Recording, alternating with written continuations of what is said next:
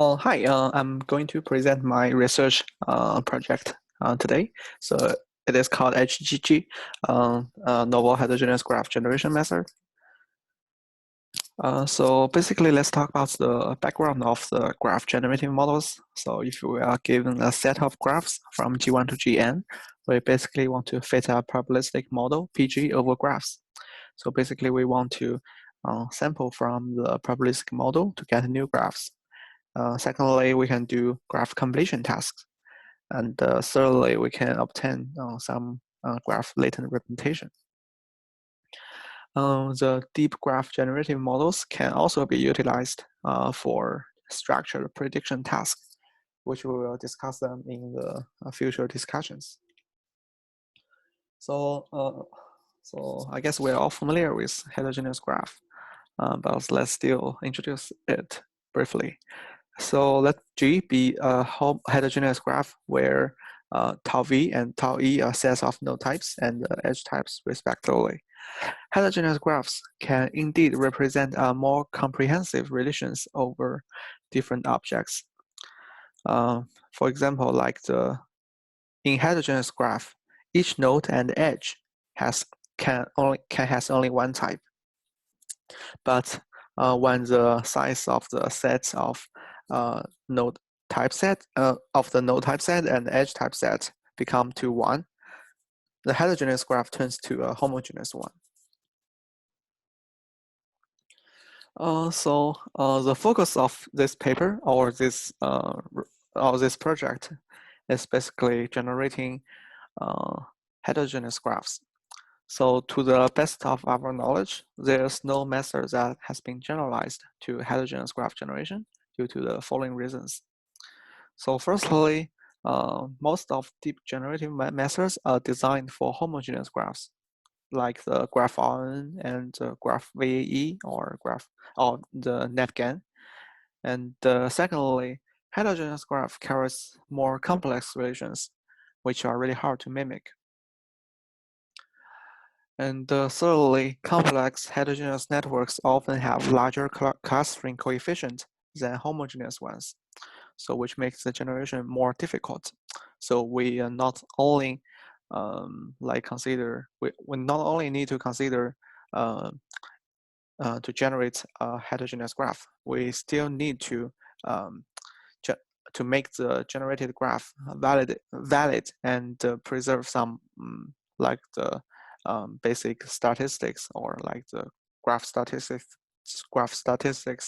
with the like similar to the original graph.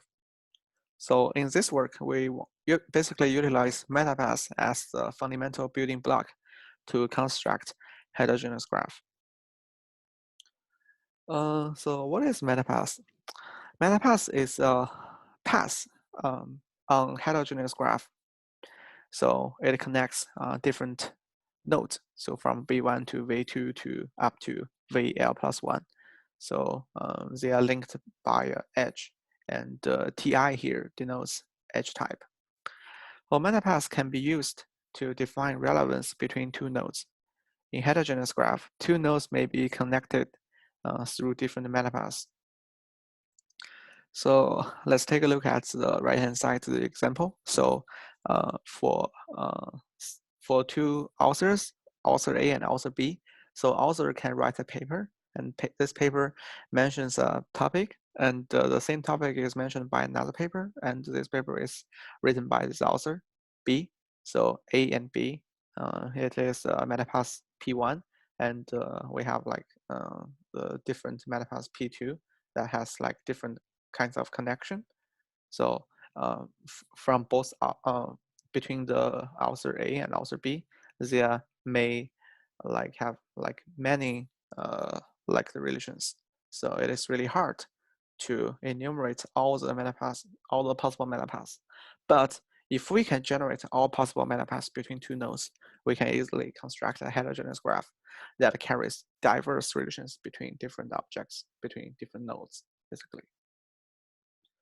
So, in the heterogeneous network analysis, expert knowledge for giving metapaths is not always available, and the number of possible metapaths also grows exponentially with the increase of metapath length.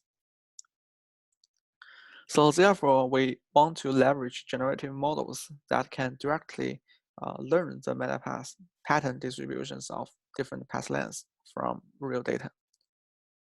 So we don't really need to predefine any metapaths like in advance. For example, let's say the heterogeneous graph like right here. So there are like many like different kinds of relations between two nodes. So it is really hard to enumerate all of them. So we basically need to find a way to automatically discover all of the metapaths from two nodes, between two nodes. So let's talk about the model framework. Our model is inspired by the NetGAN. Our framework is also built on generative adversarial network with a generator and a discriminator. The generator is utilized to generate synthetic random walks with different lengths. So here, the synthetic random walks can be viewed as generating metapaths.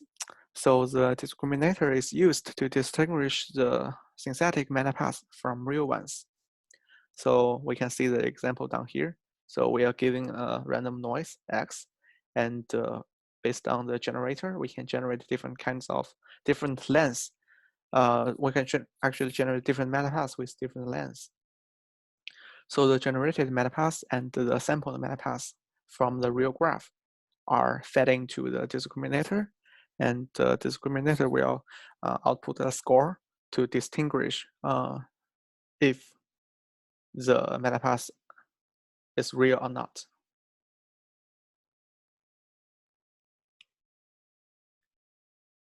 So for the discriminator takes both the node sequence and the node type sequence as inputs.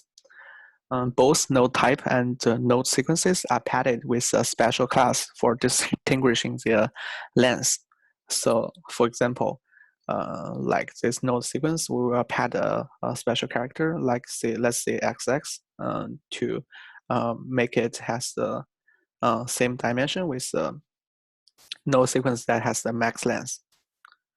And the discriminator contains two MLP-based architectures for node sequence and the node type sequence, respectively.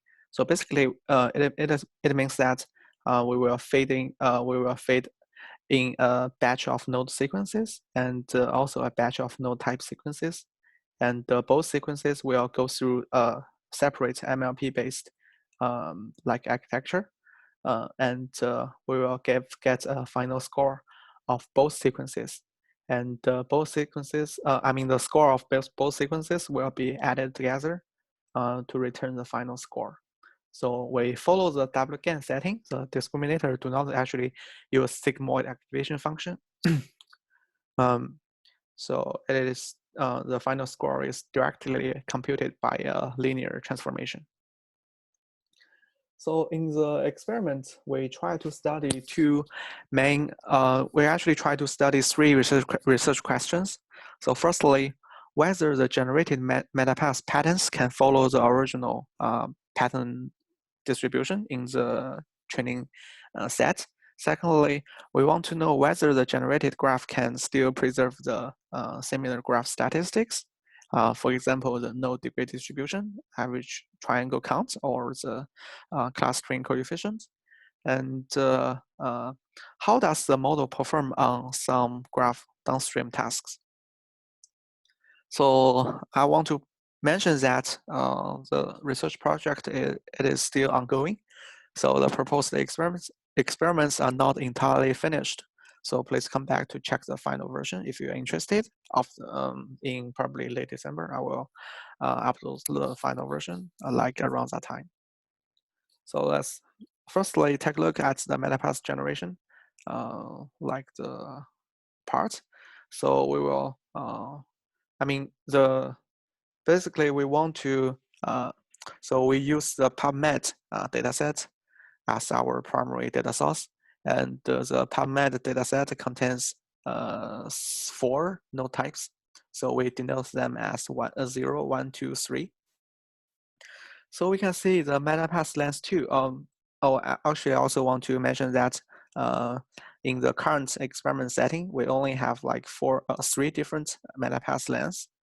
So in the future, we may include more MetaPath lengths to verify the performance change with the increase of the MetaPath length. So firstly, we will have, let's say, all the distributions look very similar. So between the real amount of the MetaPath pattern and the synthetic amount of MetaPath pattern. So it follows the distribution. I won't say perfectly, but it seems good to me. Secondly, so for the graph statistics measurement, so we present the performance of our framework comparing with NetGAN. So here we modify the NetGAN that it can so that it can generate the node type first, and based on the generated node type, and then it can generate the node sequences accordingly. So our proposed method is better in metrics like MMT distance of node degree distribution, assortivity, and the average clustering coefficient. But both NetGAN and proposed method fail to preserve some clustering characteristics of the original graph. We will further add more baselines and experiments like the link prediction, largest connected components, and edge overlap after finish the model training. Yeah, so yeah, that's it. So if you have any questions regarding the project, so please contact me. Thank you very much.